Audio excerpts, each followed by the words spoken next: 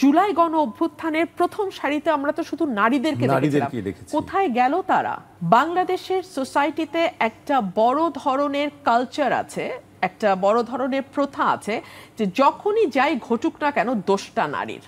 তার পরিবার বলে তুমি এখন গিয়ে এই কমপ্লেন যদি করো দোষ তো তোমার হবেই হবে, তোমার ছোট বোনেরও বিয়েটা হবে না। রুমিন ফারহানার কাছে জানতে চাই, আজকে নারী ও শিশু নির্যাতন সংশোধিত আইন উপদেষ্টা পরিষদে অনুমোদন হয়েছে আর কি, এবং এখানে বেশ কিছু বিধান পরিবর্তন করা হয়েছে এবং একটি বিষয় যেটি হচ্ছে যে বিয়ের প্রলোভনে যে ধর্ষণের কথা বলা হয়েছে সেখানে সর্বোচ্চ শাস্তি 7 বছর করা হয়েছে আর কি।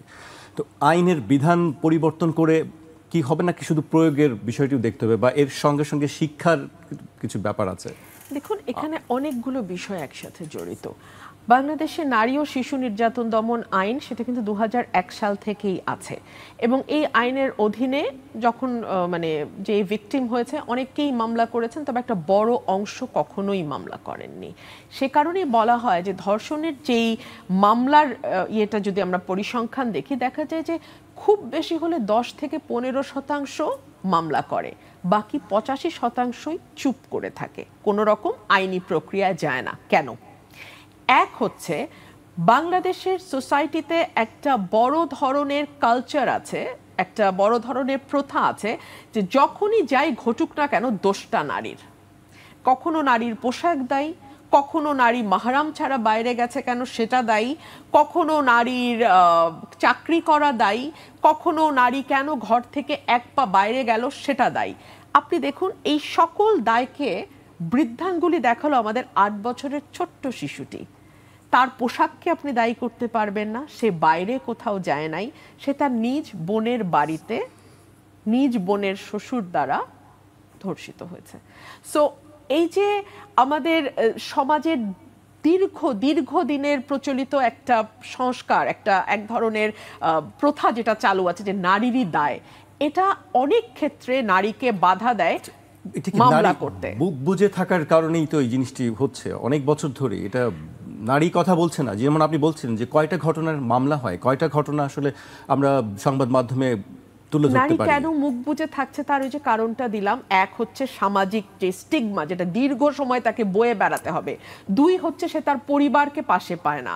তার পরিবার বলে তুমি এখন গিয়ে এই কমপ্লেন যদি করো দোষ তো তোমার হবেই হবে, তোমার ছোট বোনেরও বিয়েটা হবে না। আমি খুব জেনে, আমি কেসগুলো করেছি তো মোস্তফা কামাল ভাই, আমি জেনে আপনাকে বলছি। মেয়েটা হয়তো আসছে আমাদের কাছে, মেয়েটা হয়তো চাচ্ছে মামলাটা করতে, মা মুখ গম্ভীর করে থাকে, বাবা তো আসেই না যে তোমার জন্য আমার পরিবারের মুখে চুনকালি পড়বে। 3 হচ্ছে মেয়েটাও চিন্তা করে যে এটা আমি পরিবারকে বললে না পাবো সাপোর্ট, না সমাজ দাঁড়াবে আমার পাশে, তার চেয়ে বরং আমি এই কষ্ট আমার মধ্যে চেপে রেখে পার হয়ে যাই। সো এই বিষয়গুলো মানুষকে ভিকটিমকে ডেটার করে আইনি প্রতিকার পেতে। 4 হচ্ছে ফরেনসিক এভিডেন্স।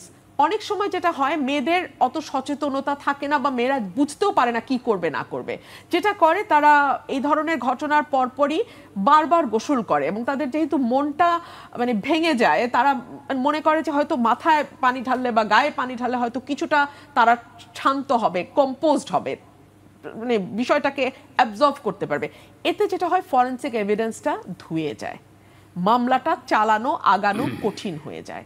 5 হচ্ছে মামলা যখন চলতে থাকে যেসব প্রশ্ন করা হয়, যারা আসামি পক্ষের আইনজীবী তারা যেসব প্রশ্ন বাদীকে করতে থাকে, ভীষণ রকম মানসিকভাবে শক্তিশালী না হলে ওইসব প্রশ্নের মুখোমুখি হওয়া কোনো ভদ্র মেয়ে, সে যত বড় ভিকটিমই হোক, কঠিন হয়ে যায়। সো এইসব কারণে মেয়েরা কথা বলতে বা সামনে এগিয়ে আসতে দ্বিধাবোধ করে। আপনি ধর্ষণ তো অনেক বড় অপরাধ, নারী নির্যাতন তো অনেক বড় ব্যাপার। আপনি আমাকে বলেন তো, জুলাই গণ অভ্যুত্থানের প্রথম সারিতে আমরা তো শুধু নারীদেরকে দেখেছি। কোথায় গেল তারা? তাদেরকে ট্রোল করে, সামাজিক যোগাযোগ মাধ্যমে হেনস্থা করে, তাদের সম্পর্কে কুৎসিত কথাবার্তা বলে 90% মেয়েকে আপনারা ঘরে ঢুকায় দিয়েছেন। সবাই তো রুমিন ফারহানা হয় না। আমি দুঃখিত আমি এভাবে বলার জন্য, আমার কিচ্ছু যায় আসে না।